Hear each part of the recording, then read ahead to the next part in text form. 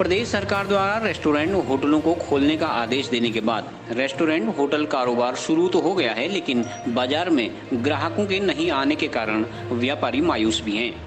इधर व्यापारियों ने बताया कि बाजार में सोशल डिस्टेंसिंग, मास्क और सैनिटाइजर का इस्तेमाल किया जा रहा है।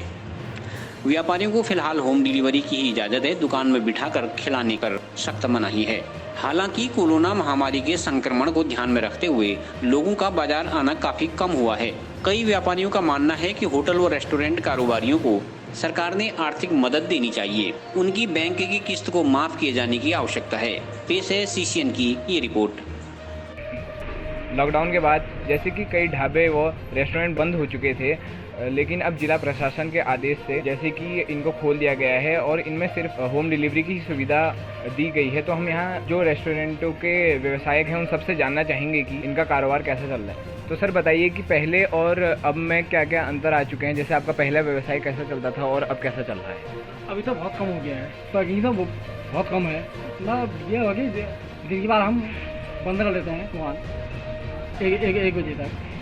अभी तो खाली इसकी मोमोज होंगे, लोग आ तो खाना ही जा रहा है। अभी तो होटल व्यवसाय में बहुत नुकसान आ रहे हैं।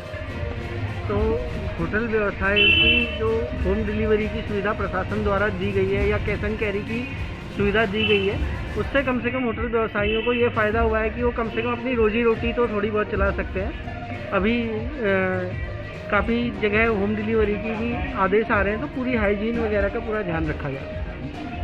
जी, हमारे पास सभी जो मोमो, चाउमीन और चिकन सूप, इन सभी की डिमांड आ रही है। मतलब जितनी पहले थी उससे बहुत कम है, लेकिन फिर भी इतना है कि रोटी पानी चल सकता है। जी बिल्कुल, सैनिटाइज़र तो आपके सामने रखा हुआ है और सोशल डिस्टेंसिंग का बहुत कम, इतने मतलब ज़्यादा मात्रा में ग्राहक नहीं है। 5-10 मिनट 15 मिनट में एक कोई आ रहा है पैकिंग करवाने। नुकसान तो EMI वगैरह हैं, बैंक के लोन्स हैं, वो तो निकलने मुश्किल हैं। तो थोड़ी सरकार ने उस पर छूट दी है, बट ज़्यादा है कि ब्याज पे अगर छूट मिले वो ज़्यादा फ़ायदेमंद रहेगा। ये किस्तों का तो वो इतना कोई फ़ायदा नहीं है, ब्याज तो पड़ ही रहा है। जो लॉकडाउन से पहले और जो अब लॉकडाउन के बाद की स्थिति है, तो उससे आपके व्यवसाय पे क्या फ़र्क पड़ा है? जी, पहले ये स्टैंड है, यहाँ पे क्राउड रहता था और लोग काफ़ी आते थे, लेकिन अभी यहाँ पे को ये है कि प्रशासन का ऑर्डर कि यहाँ पे बैठ के हम खिला नहीं सकते रेस्टोरेंट में, तो ओनली डिलीवरी और टेक अवे है।